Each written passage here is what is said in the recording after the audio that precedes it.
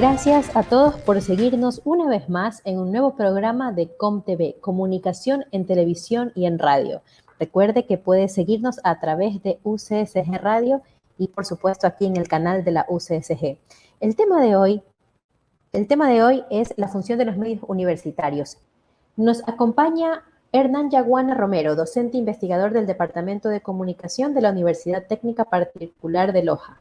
A Hernán le preguntamos, ¿cuál es la función de los medios universitarios en este entorno competitivo y veloz de la información, de la avalancha de información que recibimos a diario en redes sociales? Gracias, Alina. En realidad, creo que esta pandemia nos hizo repensar algunas afirmaciones que antes de ella teníamos, ¿no?, de lo que debía ser un medio universitario. A partir de lo que hemos visualizado de algunas carencias que los medios tradicionales mostraron durante el momento que estamos viendo, bueno, que siguen mostrando incluso durante la pandemia que seguimos viviendo y que ataca a todo el planeta, pues creo que ahí está la respuesta a los medios universitarios. Si bien en las radios tradicionales, en los canales de televisión, vimos que había mucha improvisación, había un sinnúmero de proliferación de noticias falsas o de noticias débiles, como yo las sé llamar. Había también demasiada falta de análisis de parte de los informes internacionales, lecturas de enfoques que se daban a diferentes momentos que se vivió una pandemia. Entonces creo que ahí viene lo que la radio universitaria con su potencial, con su estructura, sí puede brindar. La radio universitaria, por ser parte de la entidad de la universidad, que es universalidad, cuenta primeramente con profesionales de primer nivel que están capacitados por la investigación que realizan de forma permanente en lo que son lecturas de informes, contrastación de fuentes, lo que es mirar incluso a detalle ciertos informes que vienen en otros idiomas. Bueno, el día a día del periodista no es tan versátil como es el día a día del investigador. Entonces yo creo que esa fusión entre periodistas de diferentes medios y periodistas que pueden ser de la academia o que son parte de una academia, puede llegar a una fusión muy interesante que a su vez puede beneficiar a la comunidad otorgando la información de primera mano que sea útil para la toma de decisiones. Entonces yo veo por ahí muy interesante, o sea, la función que puede cumplir las radios universitarias, porque además también otra potencialidad que estoy dejando de lado.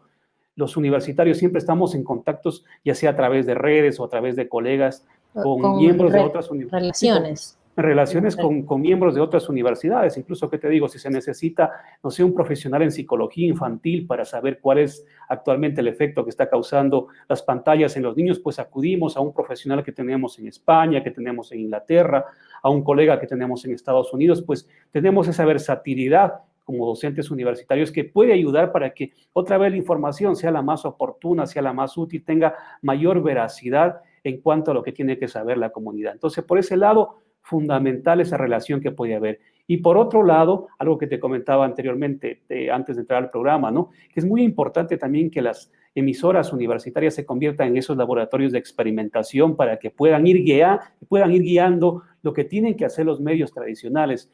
Recuerda que en este momento hay una incertidumbre grande, que no saben los medios para dónde tomar, porque hay una carencia de publicidad, porque vemos que están llegando medios de otro lado, porque hay una globalización total de contenidos, porque están produciendo personas también que no tienen nada que ver con un medio de comunicación. Hay muchas variables en juego en esta dinámica de transformación de la comunicación. Quería preguntarte, Hernán, en este contexto de la pandemia y de la revolución tecnológica, ¿qué línea editorial deberían tener los medios universitarios? Si es que hay. O sea, tendría que ser una línea neutra, pero claro, llegar a la neutralidad es muy difícil, porque es como decir la objetividad, o sea, ¿dónde está? Es una discusión tan grande, ¿no? Como hablar de dónde está la verdad. Pero yo creo que ahí, más que una línea editorial, yo creo que las radios universitarias tienen que comenzar a aportar con contenidos que sean totalmente diferentes a los que día a día escuchamos en los medios y que ellos lo hacen a través de una copia, a través de lo que están mirando que hacen otros medios de otros lugares o medios mucho más grandes. Entonces creo que acá una línea editorial podría ser esto que te acabo de comentar, de lograr contextualizar cuáles son los temas más importantes del día a día y profundizarlos a través de las opiniones que pueden tener profesionales de primera línea dentro de esos campos, ¿no? Y un segundo es comenzar a crear una narrativa que sea asertiva para el momento que vivimos. Hay demasiados medios de comunicación, hay demasiados productores a nivel mundial. O sea, en este momento, para encontrar contenidos, sobran las fuentes. Pero ahí nos preguntamos, ¿cuáles son las fuentes que por un lado te dan veracidad y sobre todo te dan entretenimiento? Porque lo importante es que uno busque algo que lo diferencie. porque en esa globalidad pues uno se pierde, ¿no? Y a veces dice, bueno, esto es lo mismo de lo mismo de lo mismo, y solo acá hay algo diferente. Y yo ahí sí voy a algo fundamental que estamos proponiendo a los medios universitarios, el Claro, contenido. ¿cuál es el valor agregado? ¿Cuál Claro, es el valor agregado de los medios universitarios? y esto tiene que ver con la narrativa. Tenemos que ir cambiando, tenemos que irnos adaptando a una narrativa totalmente nueva. He hablado en algunas conferencias, no tengo nada que ver con el señor, pero me parece fantástico lo que está haciendo, por ejemplo, Hernán Casiari, que es un contador de cuentos de primera línea argentino, que deberíamos revisar lo que él, sin ser periodista, es un historiador, es un literato, pero está haciendo cosas increíbles, lo que está haciendo Marta de Baile en México, lo que están haciendo un sinnúmero de personas, ¿no? Y que les está yendo muy bien. Y ojo, estas personas no tienen un medio de comunicación ni representan un medio de comunicación. Son productores independientes que a través de contenidos que se exportan en formatos como el podcast o el streaming, están teniendo una aceptación bárbara y una entrada económica interesantísima, que es también otro de los temas que está preocupando actualmente a los medios tradicionales y también a los medios universitarios, porque de alguna manera también tenemos que ser autosostenibles, ¿no? De alguna forma, porque hay que buscar, ¿no? O sea, el personal que trabaja en una radio universitaria también demanda de algunos gastos, incluso de infraestructura. Así esos Pero, gastos ya son Hernán, solventados. Sí, dígame.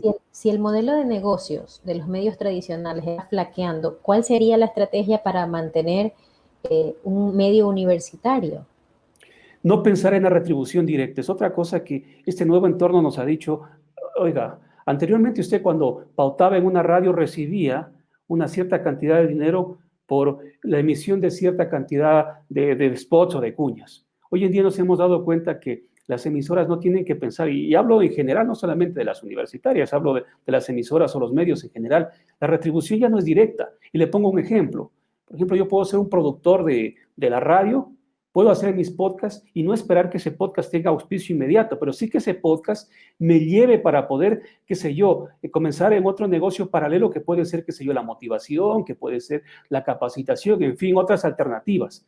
Por ahí están funcionando los modelos de negocios y por eso me refiero nuevamente a estos gurús que actualmente están trabajando en el campo latinoamericano. Hernán Casiari, que él a través de los podcasts que hace, de 25, de 30 minutos o de menos tiempo, lo que logra es posicionar sus libros, lo que logra es tener una acogida internacional para poder llevar a cabo sus conferencias. Entonces son modelos que ya no son tan similares a lo que vivíamos en la realidad anterior. Y no me refiero a la realidad antes de pandemia, sino a la realidad analógica, cuando el mundo era de yo te entrego algo, pero tú enseguida me pagas o enseguida me retribuyes. Ese modelo ya no funciona y vaya, que quien lo siga buscando por ese lado, pues estará en aprietos. Perder el tiempo. Hernán, quisiera saber si se ha hecho un mapeo de los medios universitarios. ¿Cuántos existen y con relación a la región? Sí, hay algunos estudios, pero los medios universitarios también en muchas ocasiones, por depender de una instancia, que en este caso es la universidad, a veces están condicionados hacia las nuevas directivas que llegan, ¿no? Por eso se está buscando un modelo casi parecido al europeo, es decir, que una radio universitaria, un canal universitario ya no dependa tanto de la universidad o de la facultad, que en este caso la mayoría de veces es la facultad de comunicación o la escuela de comunicación o de periodismo. Lo que estamos buscando y lo que se plantea es que estos medios universitarios tengan cierta independencia. Es decir, que más allá de que llegue una nueva directiva, llegue un nuevo director, una nueva directora, llegue una nueva comisión, pues se mantengan. Entonces, en ese mapeo nos hemos dado cuenta que cerca del 70% de emisoras, hasta hace 2 años atrás, mantenía de alguna manera medios de comunicación que los podemos llamar universitarios, ¿no? Acuérdate que para tener un medio universitario no solamente se requiere una frecuencia, pueden ser en línea, pueden ser incluso podcasts, pueden ser incluso, qué sé yo, ensayos que pueden salir a través de plataformas digitales. Entonces, cerca de un 50 o 60% es el dato exacto que teníamos registrado hasta el 2018. Las universidades tenían medios de comunicación, tenían espacios que de a poco estaban apoyando a los medios tradicionales. Pero fíjate una cosa interesante dentro de este estudio. Lo que hacían era que con estos contenidos que surgían de los medios universitarios, apoyaban, emitían contenidos para los medios tradicionales.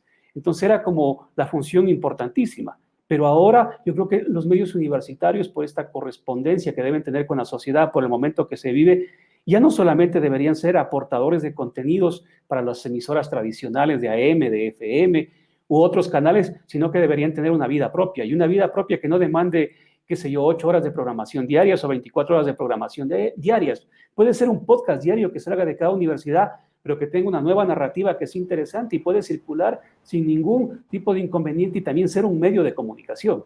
Es que en este momento ya llamar medio de comunicación, sí, solo con esto termino, en este momento llamar medio de comunicación no significa tener un medio físicamente adscrito a una superintendencia de frecuencias o cosas por el estilo. Puede ser un podcast. Era una estación, sin duda, Hernán.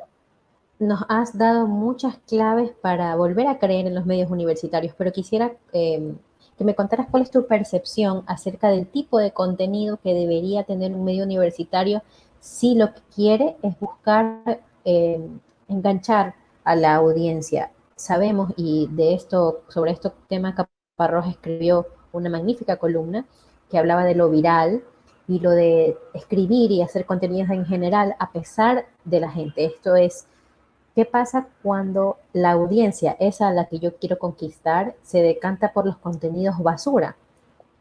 ¿Cómo podría un medio universitario competir con medios tradicionales que tienen ese contenido que busca enganchar a la audiencia, pero nosotros como medio universitario no podemos poner ese tipo de contenido popular, masivo, pero a la vez de poca calidad?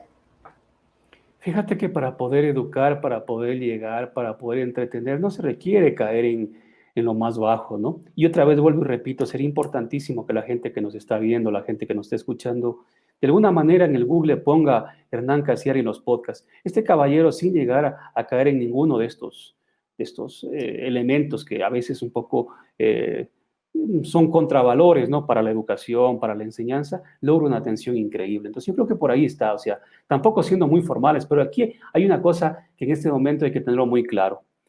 La masa se rompió. No esperemos que una radio universitaria llegue a toda la comunidad universitaria y encima de eso llegue a la comunidad donde se asiente su universidad o a una comunidad cercana. Habría que especificar muy bien, es decir, estratificar muy bien esos nichos. Aquí vamos a llegar y producir de acuerdo a cada uno de los elementos. Por ejemplo, si vamos a producir para estudiantes, vamos a quitar un poco el formalismo, porque ya un estudiante está cansado de escuchar a un profesor y más que todo ahora que tiene conexiones permanentes, ¿no? Entonces tenemos que buscar otro tipo de contenido, ¿no? Ahora que abundan los webinars por todo lado, pues ya no vamos a hacer webinars como los hacen los demás. A lo mejor vamos a empezar un webinar, pero con una historia, no sé, con algún artista que está muy de moda. O sea, dependerá la producción de acuerdo a cada uno de los segmentos a los cuales pretendemos llegar. Entonces, como te digo, hay que romper esa idea de llegar a la masa. Es imposible en este momento. Estamos tan diversificados que tenemos que buscar esos nichos hacia quienes queremos y para esos nichos ir explorando qué tipo de gustos tienen y qué es lo que les interesa y nosotros de ahí comenzar a producir. Entonces, fíjate que no es nada fácil, ¿no? Ya no es coger y crear y lanzar para ver, quién lo atrapa, sino es comenzar a ver quién está ahí, quién requiere algo diferente para nosotros proveerle de eso. Nuestro valor agregado como medio universitario. Muchas gracias, Hernán. Hay temas que se nos quedan pendientes y vamos a abordarlos en el siguiente bloque. Aquí en ComTV más R nos acompaña Hernán Yaguana, docente, comunicador e investigador. Ya volvemos.